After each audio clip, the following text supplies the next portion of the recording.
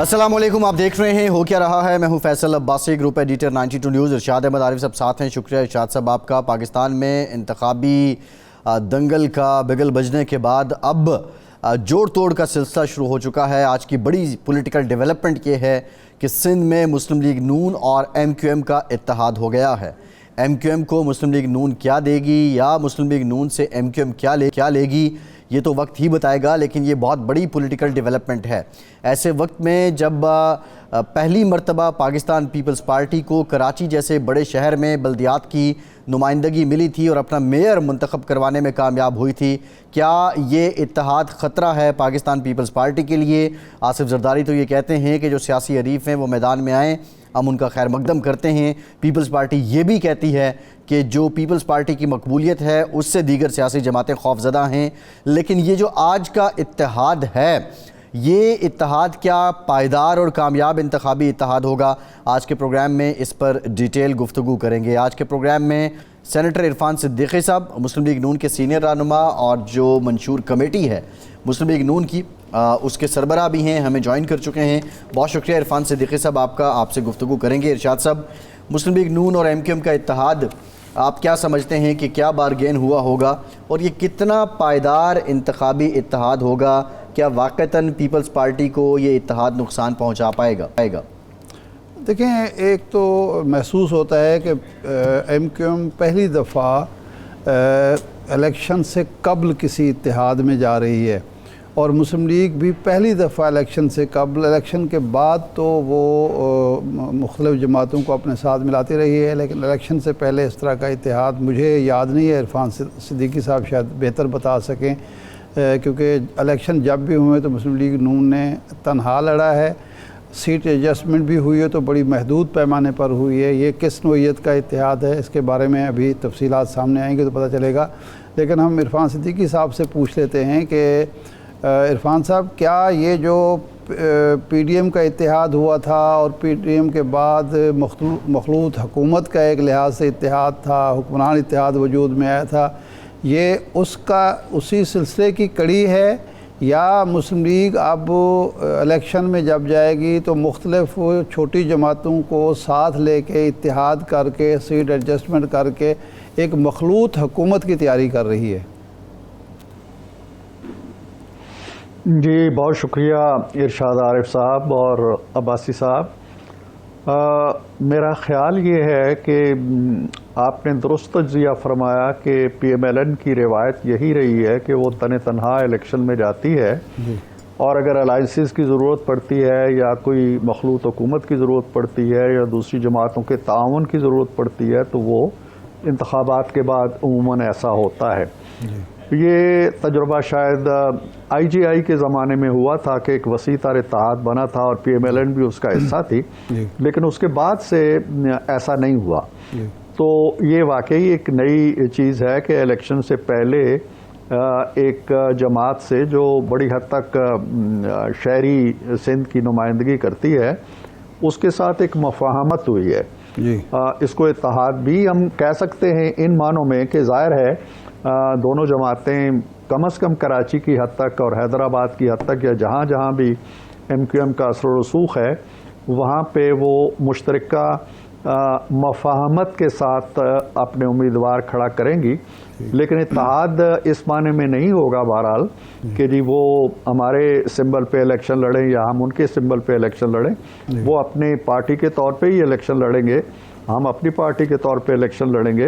हाँ, ये ज़रूर है कि हमारा जो इत्तेहाद है या जो एक MOU साइन हुआ है या होगा आगे चल के, उसकी बुनियादी शर्त यही होगी कि हम एक दूसरे का मुकाबला नहीं करेंगे। जहाँ जहाँ हम ज़रूरत महसूस करेंगे कि MQM को खुला हाथ देना चाहिए या जहाँ MQM ये समझती है कि हमारे सामने उनको उम्मीदवार नहीं लाने चाहिए। तो ये इत्तेहाद इसी हद तक है। मज़ीद जमातों के साथ क्या हम कोई इस तरह का अलायंस बनाने जा रहे हैं या नहीं जा रहे हैं, ये कहना शायद कबल अज़ वक्त होगा। किसी बड़ी जमात के साथ तो मैं नहीं समझता कि हमारा कोई अलायंस होने जा रहा है। अलबत्ता इस तरह की मफाहमत बलूचिस्तान में भी हो सकती है, इस तरह की मफाहमत किसी हद तक मौलाना फजलुर रहमान से भी हो सकती है, کیونکہ نواز شریف صاحب کا خیال یہ ہے جی کہ سیاسی جماعتیں جتنی ہم آہنگی کے ساتھ اور اشتراک مقاصد کے ساتھ آگے بڑھیں گی، پاکستان کو ضرورت ہے اس چیز کی. وہ پیپلز پارٹی کے ساتھ بھی کوئی تصادم کی پالیسی نہیں چاہتے، بلکہ جو آتے ہی پہلی بڑی میٹنگ انہوں نے کی تھی تو اس میں انہوں نے بڑا کیٹیگریکلی کہا تھا کہ ہمیں کسی جماعت کے ساتھ بھی جو انتخابی اکھاڑے میں ہیں یا ہماری حلیف رہی ہیں ان کے ساتھ محاذ آرائی کی پالیسی نہیں اختیار کرنی چاہیے، تاکہ دروازے کھلے رہیں، روشن دان کھلے رہیں، وینٹیلیشن ہوتی رہے، اور آگے چل کے اگر کوئی کچھ دو کی بنیاد پہ کوئی مفاہمت ہوتی ہے تو وہ ہو جائے. اچھا، آج آپ نے کالم لکھا جو اخبارات میں شائع ہوا، آپ نے یہ ہمارے ہاں ایک کچھ عرصے سے بات کہی جا رہی ہے کہ جی ماضی میں جو غلطیاں ہوئیں سیاستدانوں سے اب ان پر مٹی ڈالیں اور نئے جذبے کے ساتھ، مفاہمت کے ساتھ مل جل کے آگے بڑھیں، اور جو سپیس سیاستدانوں کی ہونی چاہیے واپس لیں. آپ نے اس فلسفے کی مخالفت کی، آپ نے کہا کہ نہیں یہ ایسا نہیں ہو سکتا، ان لوگوں کے ساتھ تو بالکل نہیں ہونا چاہیے جو کل کو استعمال ہوئے اور جنہوں نے جمہوریت کو نقصان پہنچایا. تو یہ الزام تو تمام سیاسی جماعتوں پر آتا ہے، کسی نہ کسی سطح پر وہ استعمال ہوتی رہی ہیں، اور یہ جو جرم کی نوعیت خواہ مختلف ہو لیکن سزا سب کو ملتی رہی ہے. تو اس کے پیچھے کیا ہے کہ آپ سمجھتے ہیں کہ اس سے اگر اس طرح کی کوئی بات ہوتی ہے اس سے آپ کے جو سیاسی حریف ہیں ان کو کوئی فائدہ ہو سکتا ہے؟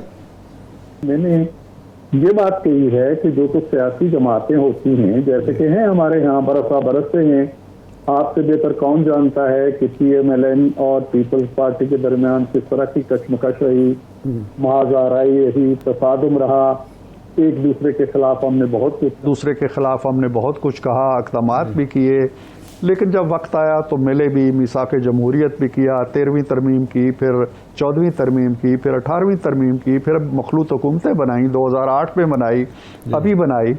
تو یہ سلسلہ چلتا رہتا ہے. میں نے یہ کہنے کی کوشش کی ہے کہ جو کچھ 9 مئی کو ہوا تھا، کیا ہم اس کو ایک پولیٹیکل ایکٹیویٹی اور ڈیموکریٹک ایکٹیویٹی کے طور پر اسی طرح لیں جس طرح کوئی اور جماعت احتجاج کرتی رہی ہے، اور آج ہم کہتے ہیں جی کہ چلو اس کو معاف کر دو. ہم بھی شاید استعمال ہوئے ہوں، ہم نے بھی شاید کبھی مفاہمت کی ہو ان لوگوں کے ساتھ جن لوگوں پہ کہا جاتا ہے جی کہ پی ٹی آئی ان کا اعلی کار بنی. تو اس حد تک میں کسی کو بری ذمہ نہیں قرار دے رہا. جی عرفان صاحب، اب معاملہ یہ سارا کچھ کرنے والی جماعت بھی ایک سیاسی جماعت کنسیڈر ہوتی ہے تو پھر ٹھیک ہے، اور اگر نہیں ہے ایسا. اور پھر دوسری بات شاہ جی آپ ضرور ذہن میں رکھیے کہ آپ کہیں، میں کہوں، کوئی اور کہے، سیاسی مبصرین کہیں جی صلح صفائی کر لو، مل کے چلو، کیا یہ بات وہاں سے آ رہی ہے جہاں سے آنی چاہیے؟ کہ جی جو ہوا وہ حرف غلط تھا، ہم اس پہ معذرت خواہ ہیں، ہم آگے بڑھنا چاہتے ہیں. بالکل ٹھیک ہے، جس منہ سے یہ بات آنی چاہیے اس منہ سے آ رہی ہے. جی صدیقی صاحب، ہمارے پاس ایکچولی وقت کم ہے، آپ کی موجودگی کا ہم زیادہ فائدہ اٹھانا چاہتے ہیں. یہ بتائیے گا، کل ہی شامل ہوئے بشیر میمن صاحب مسلم لیگ نون میں، اور اب انہیں مسلم لیگ نون سندھ کا صدر بنا دیا گیا ہے. دیرینہ رہنماؤں پہ یا ساتھیوں پہ فوقیت دینے کی وجہ کیا ہے؟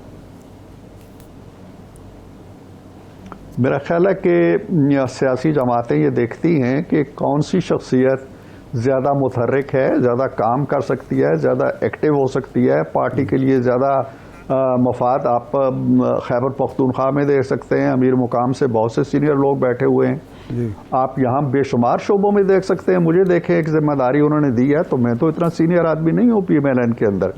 میرے ساتھ جو کام کرنے والے ہیں ان میں احسن اقبال بھی ہیں، ان میں سعد رفیق بھی ہیں، ان میں خرم دستگیر بھی ہیں، ان میں پرویز رشید بھی ہیں.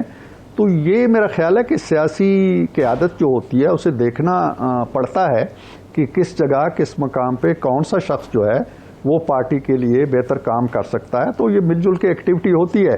اگر میری سیاسی عمر 50 سال ہے اور میں کچھ نہیں کر پا رہا اپنے علاقے کے لیے، یا میری خدمات نہیں ہے کچھ، یا میں بوڑھا ہو گیا ہوں، یا میرے اعضاء جواب دے چکے ہیں، تو ایک نوارد آ کے وہ کام سنبھالتا ہے، تو اس میں کوئی حرج نہیں ہے.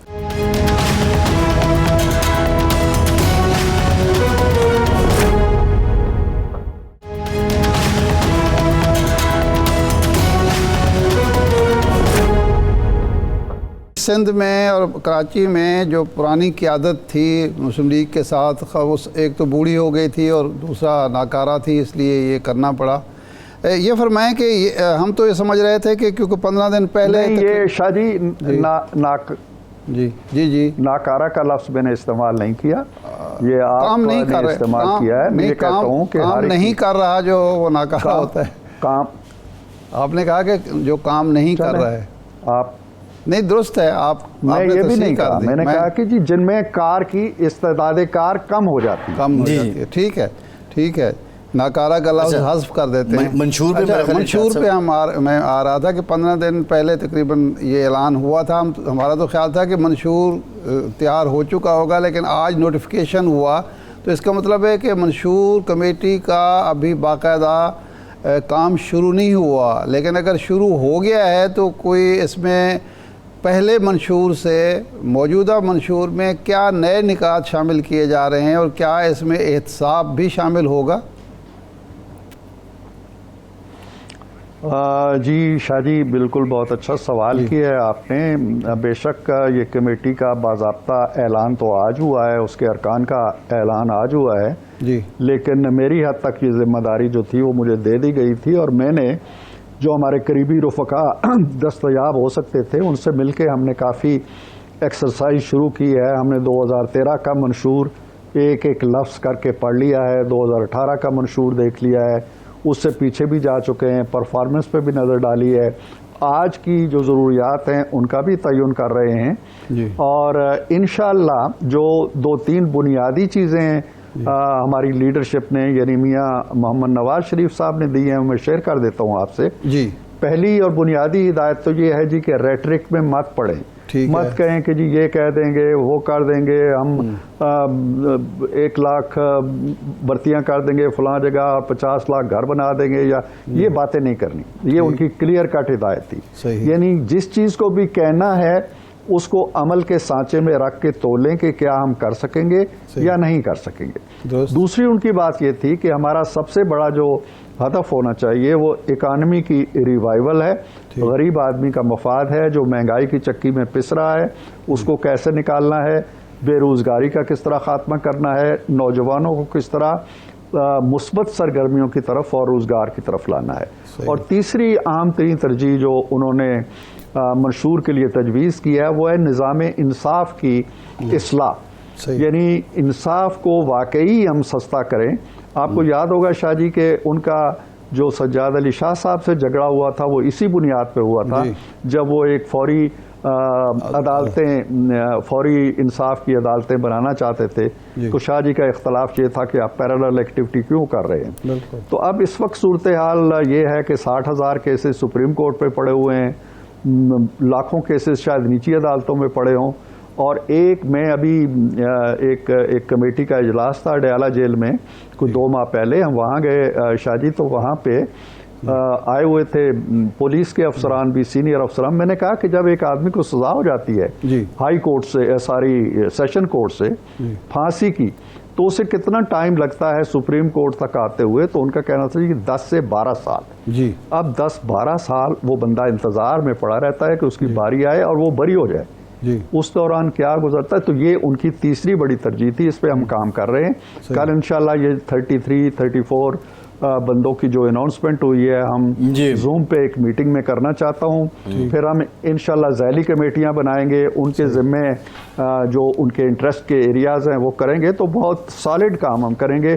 میری خواہش یہ ہے کہ ہم اسے ایک رسمی کارروائی نہ رکھے، ورنہ تو میں 2 دن میں اس کی نوک پلک ٹھیک کر کے ہم چھپوا دیتے، ہم یہ کام نہیں کرنا چاہتے۔ صحیح ہے۔ تو یہ صدیقی صاحب جو بنیادی سوال تھا ارشاد صاحب کا کہ کیا احتساب بھی منشور کا حصہ ہوگا؟ دیکھیں احتساب تو ہمیشہ رہا ہے منشور کا حصہ، اب بھی ہوگا، ہر ایک جماعت کا حصہ ہے، لیکن احتساب کے حوالے سے ہم ایک تھارو ڈسکشن بھی کرنا چاہتے ہیں، جائزہ بھی لینا چاہتے ہیں، اور دیکھنا بھی چاہتے ہیں کہ ہمارا جو نظام انصاف کا سب سے بڑا چیمپئن ادارہ ہے جس کو نیب ہم کہتے ہیں، اس کی کارکردگی کیا رہی ہے۔ میری معلومات یہ ہے، میں نے اگلے دن سینٹ پہ بھی کہا تھا کہ میں نے کہا کسی اور نے اگر میری اسٹیٹمنٹ کو چیلنج کرنا ہو تو وہ کرے، لیکن کسی نے نہیں کیا۔ جی آج تک جتنی سزائیں دی ہیں نیب نے جی ان سزاؤں میں سے کسی سزا نے سسٹین نہیں کیا سپریم کورٹ تک، ختم ہو گئی کسی نہ کسی مرحلے پر۔ صحیح، اتنے ناجائز کیسز، لوگوں کو تنگ کرنا، مہینوں سالوں قید میں رکھنا، اس کا بھی ہم بڑا سنجیدگی سے جائزہ لیں گے اس ادارے کا۔ احتساب کے جو نظام موجود ہے، ایف آئی اے موجود ہے، اینٹی کرپشن موجود ہے، اور بہت سے قوانین موجود ہیں، ان کے علاوہ بھی کوئی ایک نیا ادارہ اگر وجود میں آنا ہے یا نیب کے حوالے سے ہم نے کوئی نوک پلک اس کی ٹھیک کرنی ہے، یہ چیزیں انشاءاللہ ہم دیکھیں گے۔ اچھا، زرداری صاحب آج کل بڑے بھرپور قسم کے بیانات دے رہے ہیں، مسلم لیگ کو انہوں نے نوک پر رکھا ہوا ہے، نوک ثنا پہ کہنا چاہیے۔ اگرچہ کل خبر چلی کہ میاں صاحب کے اور زرداری صاحب کے درمیان ٹیلی فونک رابطہ ہوا ہے، بلاول صاحب کہنے لگے یہ تو بہت پرانی بات ہے، تو 15 ماہ 16 ماہ حکومت میں رہے، اس سے پہلے میثاق جمہوریت بھی ہو چکا ہے، تو یہ زرداری صاحب کو اچانک کیا غصہ ہے میاں صاحب پر یا مسلم لیگ پر؟ زرداری صاحب نے واقعی ان دنوں میں 2-4 دنوں میں تو کوئی ٹیلی فون نہیں کیا۔ جب نواز شریف آئے تھے، نواز شریف صاحب، جی تو اس کے دوسرے یا تیسرے دن ان کا فون آیا تھا، انہوں نے واپسی پر مبارکباد دی تھی، حال احوال پوچھا تھا، خیر آفیت دریافت کی تھی۔ اس کے بعد سے تو میرے علم میں کم از کم نہیں ہے، بلاول شاید ٹھیک کہتے ہیں کہ تازہ ترین کوئی رابطہ نہیں ہوا ان کا۔ جہاں تک ان کی ایکٹیویٹی کا، آج بھی میں ان کی گفتگو تقریر سن رہا تھا کسی جلسے کے اندر، جی تو شاہ جی یہ عباس صاحب بھی جانتے ہیں، آپ بھی جانتے ہیں کہ جب سیاسی اکھاڑا اور انتخابی اکھاڑا سجتا ہے تو پارٹیز اس طرح کے جملے کستی رہتی ہیں، چٹکیاں لیتی رہتی ہیں۔ بلاول صاحب نے بھی کہا جی کہ آئندہ وزیر اعظم جو ہے وہ لاہور سے نہیں ہوگا، تو ہم ان باتوں کو بہت زیادہ سنجیدگی سے اور دشمنی کی حد تک بھی نہیں سمجھتے۔ ہم چاہتے ہیں کہ پیپلز پارٹی کے ساتھ بھی ایک اچھی فضا رہے، اور چونکہ اس کے ڈیموکریٹک کریڈنشلز ہیں، بہرحال اس کی جد و جہد ہے جمہوری، اس نے 2 لیڈر اپنے ضائع کیے ہیں، ایک شہید ہو گئے، محترمہ بھی شہید ہو گئیں، ایک کو پھانسی چڑھا دیا گیا۔ تو کہنے کا مطلب یہ ہے کہ ہم ان جماعتوں کے ساتھ وہ رویہ نہیں رکھنا چاہتے جو ایک اور جماعت نے رکھا ہوا تھا اپنے حریفوں کے بارے میں۔ ہم حریف ہیں، ایک دوسرے کے خلاف الیکشن لڑیں گے، لیکن ہم شاید حکومت میں بھی اکٹھے ہوں، تو اس لیے ہم کوئی بہت زیادہ سنجیدگی سے کہہ لیں یا بہت زیادہ اس پہ دکھی نہیں ہے یا بہت زیادہ ری ایکشنری نہیں ہونا چاہتے جو سٹیٹمنٹس آ رہی ہیں۔ یہ ایم کیو ایم کو آپ نے اتحادی بنایا ہے، مولانا فضل الرحمان صاحب کے بارے میں بھی آپ نے کہا کہ ان کو بھی ہم ساتھ ملا سکتے ہیں، یہ تحریک استحکام پاکستان پارٹی کو آپ حریف سمجھ رہے ہیں، یا جس طرح بعض لوگ ان پر پھپتی کستے ہیں کہ وہ تو آپ کی بی ٹیم ہے، تو یہ الیکشن میں مقابلہ ہوگا یا ایڈجسٹمنٹ ہوگی؟ یہ سوال قبل از وقت ہے، لیکن جہاں تک میری انڈرسٹینڈنگ ہے جی اس طرح کا کوئی انتخابی اتحاد یا انتخابی مفاہمت وسیع تر پیمانے کی ان سے ہونے نہیں جا رہی۔ فی الحال تو کم از کم ہماری یہی پالیسی ہے، وہ ہمارے مقابلے میں اگر الیکشن لڑنا چاہیں گے تو ضرور لڑیں گے، لیکن ایسا شاید نہ ہو کہ جس طرح کا اتحاد ہم نے ایم کیو ایم کے ساتھ کیا ہے اس طرح کا اتحاد ان سے بھی ہو جائے۔ جی ٹھیک، بہت شکریہ سینیٹر عرفان صدیقی صاحب۔ آپ کا ایک بریک لیتے ہیں، بریک کے بعد آج کے اس انتخابی اتحاد پہ جماعت اسلامی جو کراچی کی سیاست میں میجر سٹیک ہولڈر ہے، اس کے امیر حافظ نعیم الرحمان صاحب ہمیں جوائن کریں گے، ہمارے ساتھ رہیے۔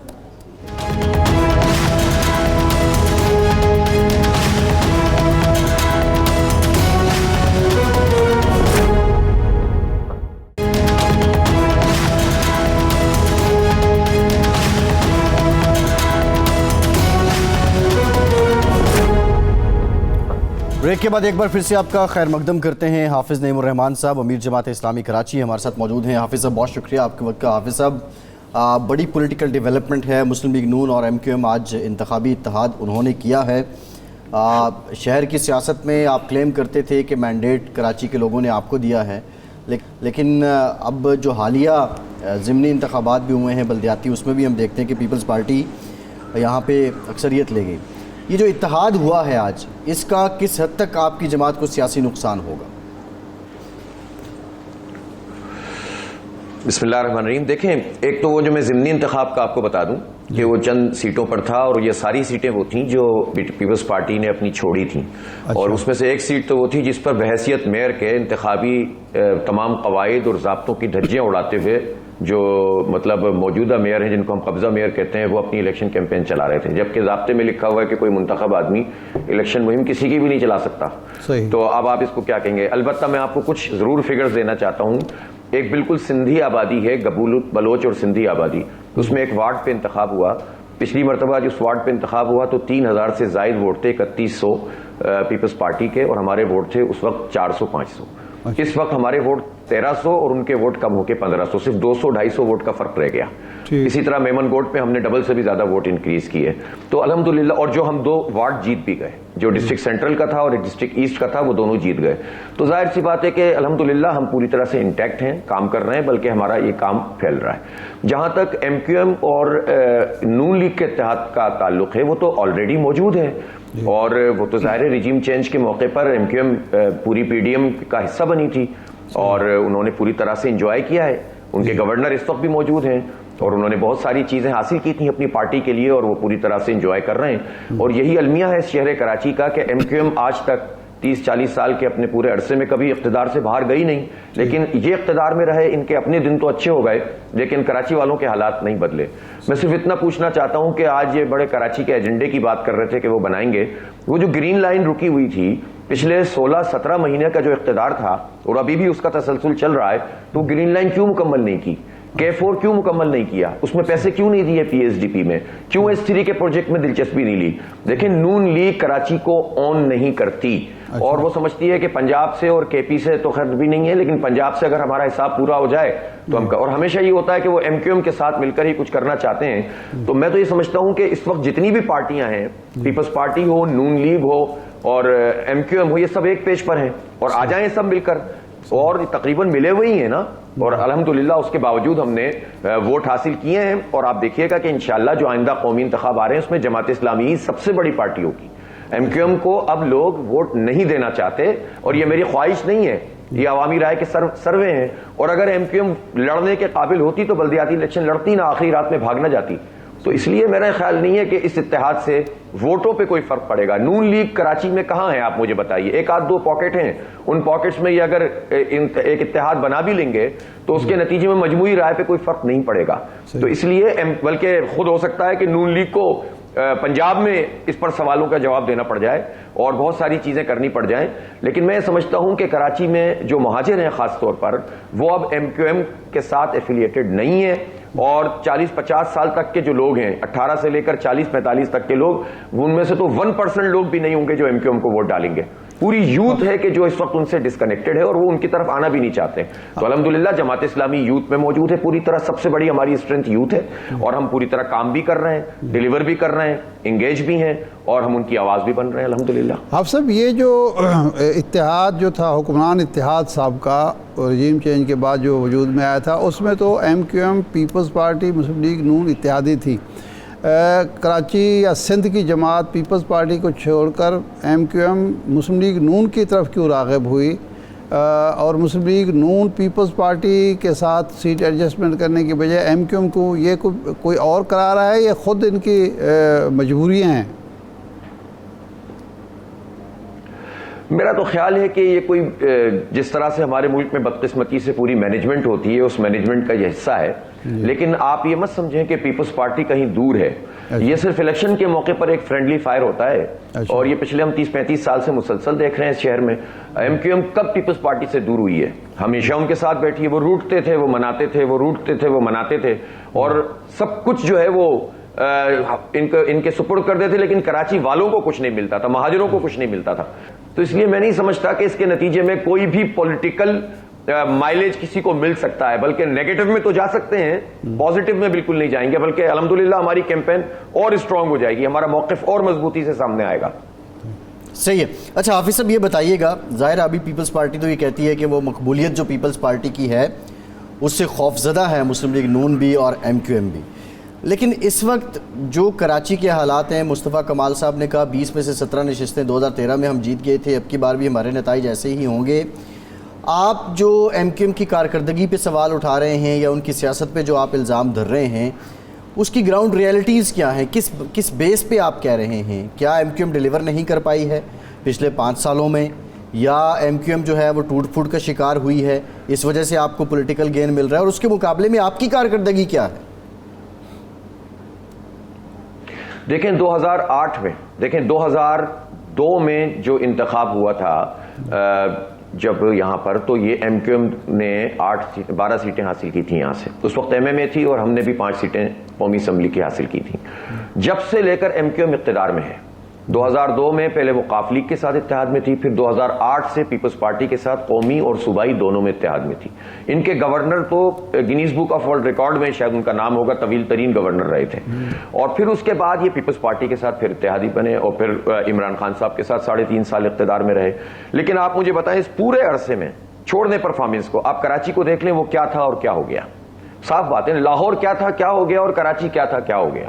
ملتان کہاں پہنچ گیا، بھاولپور. ہمیں خوشی ہوتی ہے الحمدللہ، ہمارے ملک کے حصے ہیں یہ.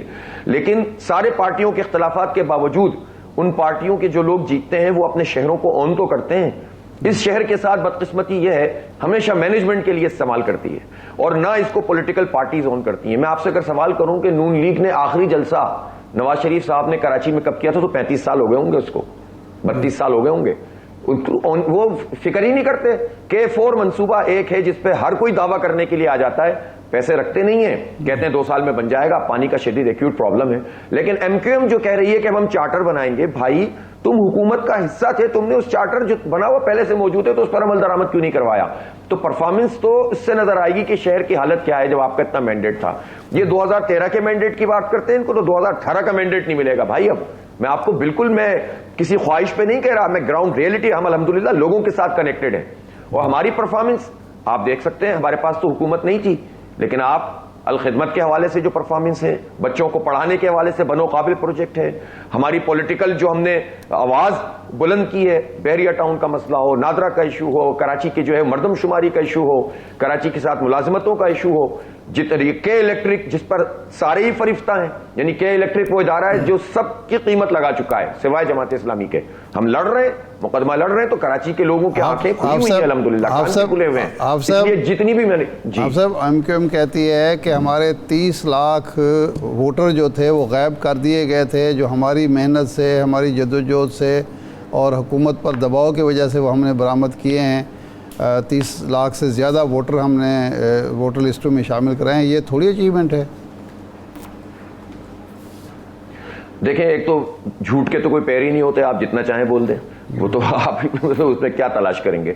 دوسری بات یہ ہے کہ ہماری مردم شماری، چلیں آپ ووٹ تو ابھی چھوڑیے نا، مردم شماری میں ہماری گنتی لاسٹ مردم شماری میں 1 کروڑ 60 لاکھ گنی گئی، اور ایم کیو ایم اور پی ٹی آئی کی حکومت تھی. ہم نے اس وقت یہ کہا کہ یہ گنتی صحیح نہیں ہے، انڈو کریں، ریڈو کریں. انہوں نے اس وقت اس کو لیجیٹیمیٹ کر دیا اور کابینہ سے منظوری دلوا دی، اور یہ خود اس کے شریک جرم تھے. دوبارہ مردم شماری میں اتنی دیر لگ گئی. مردم شماری جب ہوئی تو اگر آپ صرف گروتھ ریٹ لگا دیتے ہیں نا تو 1 کروڑ 95 لاکھ تو ویسے ہی ہو جاتا جو گروتھ ریٹ ہے. تو بھائی اگر آپ نے 2 کروڑ 3 لاکھ کی گنتی کی اور آپ حکومت میں موجود تھے، آپ کے بغیر حکومت گر نہیں رہی تھی عمران خان کی، آپ نے رجیم چینج میں وائٹل کردار ادا کیا، اور آپ کراچی کی گنتی نہیں بڑھوا سکے بلکہ 1.5 کروڑ گنتی کم ہے، جس سے کراچی کی تقریباً 9 سے 10 قومی اور 17 صوبائی سیٹوں میں فرق پڑا. بجائے اس کے کہ آپ اس کو قبول کریں کہ آپ حکومت کا حصہ ہونے کے باوجود کراچی کے مجرم ہیں، چھرا گھونپایا آپ نے پیپلز پارٹی اور نون لیگ نے، اور کراچی کی 1 کروڑ 47 لاکھ گنتی کم کی ہے. اور میں جب یہ بات کرتا ہوں تو میرے پاس بجلی کے میٹروں کا حساب ہے، گیس کے میٹروں کا حساب ہے، ویٹ کنزمپشن ہے، رائس کنزمپشن ہے، اور جتنے جو ڈیموگرافر ہیں ان کی رپورٹس ہیں، اور اس کی روشنی میں یہ بات کرتا ہوں، اور جو نادرا کا ڈیٹا ہے اس کی روشنی میں بات کرتا ہوں. تو جب آپ نہیں گنوا سکے تو آپ خامخواہ میں کریڈٹ لے رہے ہیں کہ ہم نے اتنے کروڑ اتنے لاکھ ووٹ بڑھوا دیے. یہ بتاؤ کہ گروتھ ریٹ پہ 1 کروڑ 95 لاکھ تھے تو صرف 8 لاکھ کے لیے آپ نے کراچی کو بیچا تھا. تو بار بار کراچی فروختن کے وچے ارزاں فروختن تو اس طرح سے بیچتے ہیں. تو اب کراچی والے ان کے حافظ صاحب وہ کلیم کرتے ہیں کہ ایون وہ جو لفظ یوز کرتے ہیں وہ کہتے ہیں کہ ہم نے کراچی کی آبادی کو بازیاب یا واگزار کروایا ہے. یہ فاروق ستار صاحب جو ہیں وہ حالیہ متعدد بیانات میں کہہ چکے ہیں. فاروق ستار صاحب میری اس بات کو رد کر دیں کہ 1 کروڑ 60 لاکھ اگر غلط گنتی تھی اور ریڈو اگر یہ مردم شماری ہوئی 32 ارب روپے لگا کر اور گروتھ ریٹ سے ہی اگر گنتی کر لی جاتی تو 1,95 کروڑ ہوتی. تو انہوں نے کارنامہ کون سا انجام دیا ہے؟ اور یہ جو سیٹوں کی اگر دیکھیں نا, یہ جو ہم کہتے ہیں کہ وزیر اعلیٰ یہاں کراچی سے نہیں بن پاتا, اس کا سبب یہ ہوتا ہے کہ اگر ہماری گنتی ٹھیک ہو جائے تو 62 سے 65 سیٹیں تو صرف کراچی کی ہو جائیں گی 130 میں سے. اسی سے پھر آپ پروپورشنیٹ بنیاد پر آپ خواتین کی اور باقی سیٹیں لگا لیں, مائنورٹیز وغیرہ کی, تو بہت آسان ہو جائے گی, ہموار ہو جائے گی راہ. لیکن آپ اس پر سودے بازی کر لیں, پھر چراغوں پہ آپ, اور پھر کہیں کہ ہم نے بازیاب کرا لیا, تو یہ تو وہ کہتے ہیں نا کہ عذر گناہ بدتر از گناہ ہے. کہ آپ کیسا عذر دے رہے ہیں؟ آپ تو ایک تو آپ کراچی کے ساتھ زیادتی کر رہے ہیں. اس سے کیا فرق پڑتا ہے؟ سیٹوں کا فرق پڑتا ہے, پیسوں کا فرق پڑتا ہے, آپ کی جو ہے وہ ملازمتوں کا فرق پڑتا ہے. کوٹا سسٹم رائج ہے, جس کوٹا سسٹم کی بنیاد پر یہ ایم کیو ایم بنی اور کچھ تو خون ہو گیا, اس کوٹا سسٹم کو آج تک بھی نہیں ختم کیا گیا, بلکہ اس کو بڑھانے میں ہر حکومت میں شریک استقرار رہے. آخری کوٹا سسٹم عمران خان کے زمانے میں تو ایس آر او کے ذریعے بڑھایا اور یہ کابینہ کا حصہ تھے. تو اس لیے یہ کیا اور شناخت دیں گے مہاجروں کا؟ ارے شناخت کیا دیتے؟ تم تو شناختی کارڈ نہیں دے سکے بہاریوں کو, تم کیا شناخت دو گے؟ اس لیے اب یہ تو سوال ہی نہیں ہے. اور میرا خیال ہے ایم کیو ایم موضوع بھی نہیں ہے کراچی والوں کا. موضوع تو یہ ہے کہ لیول پلینگ فیلڈ ہے کہ نہیں ہے. موضوع تو یہ ہے کہ سسٹم کام کر رہا ہے تو پھر الیکشن کیسے ہوگا. موضوع تو پورے پاکستان کا یہ ہے کہ کراچی جیسے میئر کے انتخاب کرانے تو پھر انتخاب شفاف کیسے ہوں گے.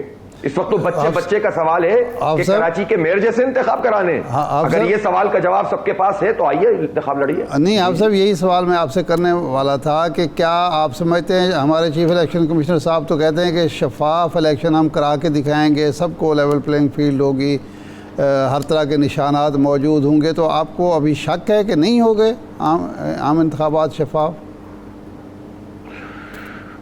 دیکھیں, شفاف اگر انتخاب کرانے ہیں نا, چلیں پچھلا تو آپ جو بھی کر رہے ہیں وہ کر رہے ہیں.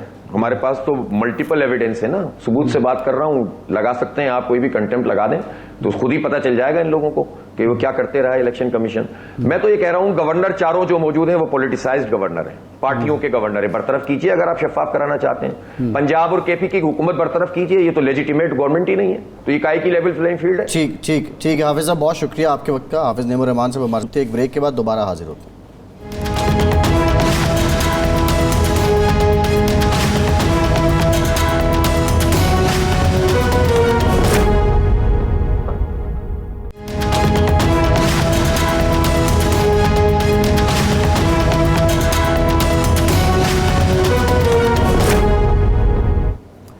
بریک کے بعد ایک بار پھر سے آپ کو خوش آمدید کہیں گے. ہمیں جوائن کیا ہے پاکستان پیپلز پارٹی کے سینئر رہنما, کراچی سے ایم این اے بھی رہے ہیں, عبدالقادر مندوخیل صاحب نے. بہت شکریہ عبدالقادر صاحب. عبدالقادر صاحب, آج ایم کیو ایم اور مسلم لیگ نون میں انتخابی اتحاد ہو گیا ہے. کراچی کی سیاست کو مد نظر رکھتے ہوئے کتنا بڑا خطرہ ہے یہ آپ کے لیے؟ اور اب یہ بھی سننے میں آ رہا ہے کہ شاید جو پی ڈی ایم میں آپ کے سابق اتحادی تھے مولانا فضل الرحمان, ان کے ساتھ بھی مسلم لیگ نون کا کوئی اتحاد ہو جائے, تو اس کو پیپلز پارٹی کس تناظر میں دیکھ رہی ہے؟ بہت شکریہ. دیکھیں, پہلی بات تو یہ کہ 2018 کے الیکشن میں پیپلز پارٹی کے خلاف جی ڈی اے کے نام سے ایک اتحاد بنا تھا جو کہ بری طرح سے ناکام ہو گیا. پھر 2021 میں ضمنی انتخاب میں جہاں سے میں نے لڑا تھا بلدیہ ٹاؤن سے, جو شہباز شریف صاحب کالکا ہے, یہاں سے پورے پی ڈی ایم کا جماعتوں کا مفتاح اسماعیل صاحب تھے, جس کو پیپلز پارٹی نے میری صورت میں ہرا دیا ہے.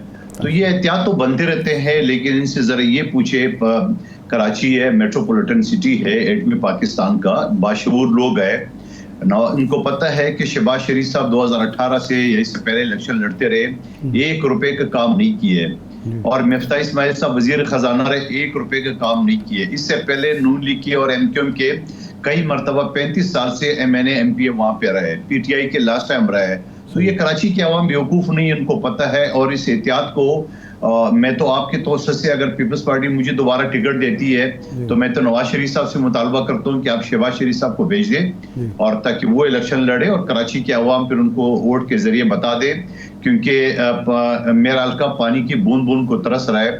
اور شہباز شریف صاحب کو میں بار بار ریکویسٹ کیے, سب ایم این اے سے ملاقات کرتا تھا, مجھ سے نہیں کیے, جبکہ میں علاقے کے مسائل اس کے سامنے رکھ رہا تھا بار بار. تو یہ احتیاط تو اپنا مندوخیل صاحب, آپ کی سندھ میں حکومت تھی اور اب تو ماشاءاللہ میئر بھی آپ کے ہیں, لیکن آپ اہم اتحادی تھے, اہم وزارتیں جو تھیں وہ آپ کے پاس تھیں, تو شہباز شریف صاحب آپ سے ملتے نہیں تھے, انہوں نے پانی کا مسئلہ حل نہیں کیا, تو یہ کیا مسئلہ ہے مسلم لیگ کے ساتھ؟ دیکھیے اہم وزارتیں کیا تھی ہمارے پاس. ہمارے پاس ابھی وسائل کا جو وزارت تھی, جہاں کے 5 منصوبہ خورشید شاہ صاحب نے تیار کیا ہے, اور شہباز شریف صاحب نے وعدہ بھی کیا تھا جو نہ صرف میرے حلقے کا یعنی شہباز شریف صاحب کے حلقے کو اور بلاول صاحب کا اور قادر پٹیل صاحب کے حلقے کو, اینڈ ٹائم پہ انہوں نے انکار کر دیا کہ پیسے نہیں ہے. K4 منصوبہ جو سمانے سے چل رہا ہے وہ اس کے لیے صرف 17 ارب روپے دیے. تو یہ تو ساری باتیں ریکارڈ کا حصہ ہے, میں نے اسمبلی میں اسپیچ کی اس کے اوپر, یہ ساری باتیں. تو یہ کس طرح سے الیکشن لڑنے آ رہا ہے؟ کیا کراچی کے عوام بیوقوف ہے؟ ان کو نہیں پتا. ایم کیو ایم نے جو 35 سال سے یا ان کی رہے یہاں پہ مختلف جماعتوں کے ساتھ حکومت میں رہی, کیا کراچی کے عوام نہیں جانتے؟ کیا یہ قبولیت کی ہے باقاعدہ مصطفیٰ کمال صاحب نے اپنی تقریر میں, ابھی پچھلے مہینے, زیادہ دور بھی نہیں جائے. تو یہ احتیاط اور یہ ساری چیزیں تو آپ دیکھتے رہے انشاءاللہ 2021 اور 2018 ان کے سامنے زیادہ دور نہ جائے. آپ تو شہباز شریف صاحب کو چیلنج کر رہے ہیں, لیکن ہم نے تو سنا ہے, یہاں خبریں بھی چھپی ہیں کہ میاں نواز شریف صاحب کراچی سے الیکشن لڑنا چاہ رہے ہیں. تو آپ ان کے مقابلے میں کھڑے ہوں گے؟ اگر وہ کہیں سے لڑتے ہیں تو آپ مقابلہ ان کا کریں گے؟ پہلے میاں صاحب تو اپنے آپ کو نائلی سے تو بچا لے. ابھی تو وہ تلوار لٹک رہی ان کے سر پہ, ابھی تو سپریم کورٹ میں پینڈنگ ہے. اور میں تو موسٹ ویلکم کہتا ہوں آ جائیں, تاکہ کراچی کے عوام جو ہے نا اپنا ووٹ کے ذریعے ان کو بتا دے کہ یہ الیکشن کے لیے آتے ہیں اور واپس چلے جاتے ہیں. یہاں مسائل ہوتے ہیں عوام کے, یہاں بہت سارے کام ہوتے ہیں, ترقیاتی کام ہوتا ہے, گیس ہوتا ہے, بجلی ہوتا ہے, بہت ساری چیزیں ہوتی ہے. الیکشن کے لیے اس طرح جو نا وہ موسمی پرندے کو جو نا کراچی والے ایکسپٹ نہیں کرتے. کراچی باشعور اور پڑھے لکھے لوگوں کا شہر ہے. اچھا, یہ بشیر میمن صاحب کو مسلم لیگ نے اپنا صدر بنا لیا ہے پورے سندھ کا. بشیر میمن صاحب جب ایف آئی اے کے ڈی جی تھے تو ہم سنتے تھے کہ زرداری صاحب اور پیپلز پارٹی کے وہ خلاف ہیں, ان کے بھائی بھی مسلم لیگ میں تھے, غالباً کوئی عہدیدار تھے, ایم پی اے تھے یا کچھ تھے. تو اب اس تقرری کو آپ کیسے دیکھتے ہیں؟ کیا یہ مسلم لیگ پیپلز پارٹی کو ٹف ٹائم دینے کے لیے ان کو صدر بنایا گیا ہے؟ بشیر میمن صاحب جب ڈی جی ایف آئی اے تھے تو ان کی یہ تھی کہ مجھ سے ناجائز کیسز بنوا رہے تھے.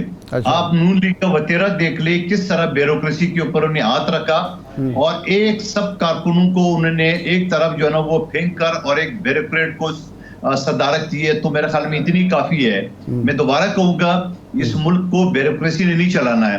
میرے اسپیشل کمیٹی کے ذریعے جہاں نون لیگ نے 4 لاکھ لوگوں کو میں نے ریگولائز کیا, اس میں رکاوٹیں مسلم لیگ نون کے وزراء نے ڈالا ہے. یہ تاریخ کا حصہ ہے.